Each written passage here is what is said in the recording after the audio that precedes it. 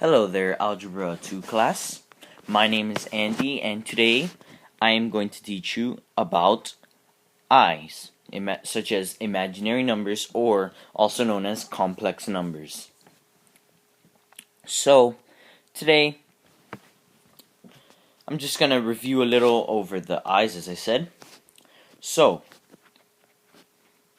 as we all know, as we've reviewed several times in class, I squared, of course,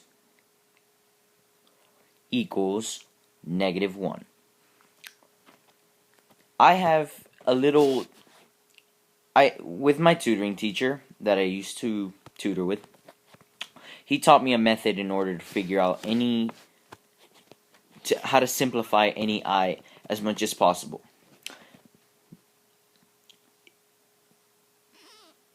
It's in a diamond shape. If you know baseball, it is pretty simple. You have home base, you have base 1, base 2, and base 3.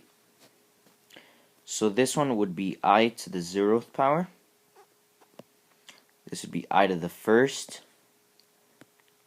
I to the 2nd power, and last of all, I to the 3rd, and then I to the 4th, and on and on and on. So it would be I to the 5th, the 6th, the 7th, the 8th. It just keeps repeating itself. So, I to the 0th power, of course, is equal to 1.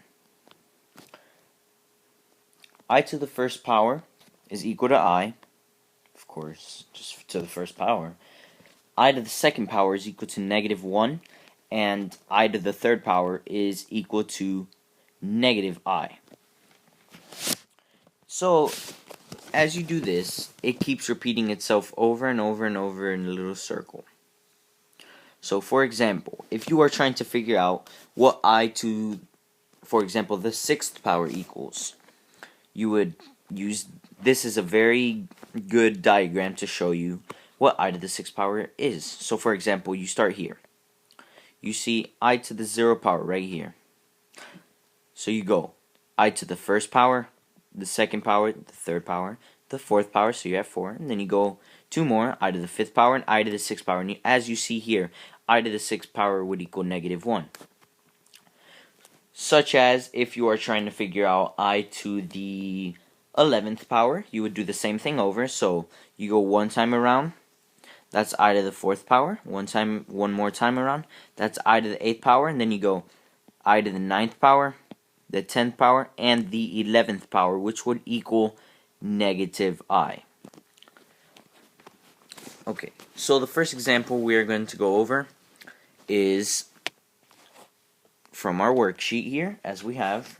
Example 1 would be, what is -25, the square root of -25? Well, as we see, an imaginary number is a number that can be written as a real number, and that is multiplied by the imaginary unit, which is I.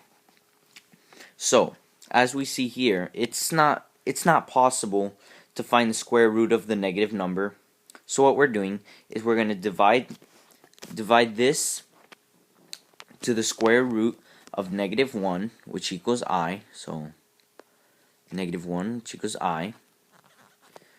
So this is our equation, and we have to divide the square root of 25, which equals 5. So as we have here, square root of -25, which equals the 5, and then we have divided by the negative right here, the negative sign, would give us I. So, whoops, not 5 equals I, it'd be 5I. So this is your answer. Another example would be -9. Well, we can't take the square root of a negative number, so again, we would use I. That would get rid of our negative, and then all we have to do is figure out the square root of 9, which equals 3. So the answer would be 3I, and on and on. This is very simple process. So now, when we are getting to adding and subtracting the i's.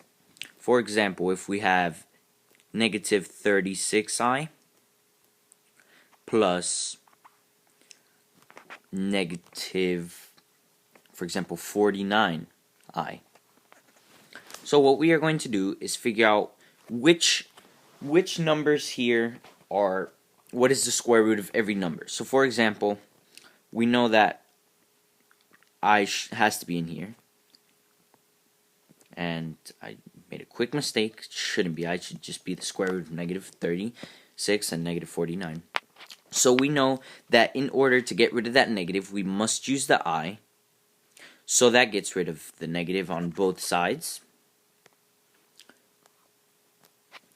Then we are left with 36 and 49. As we know, the square root of 36 is 6, so we have 6i plus, and then we have the square root of 49, which is 7. So that would leave us with 6i plus 7i.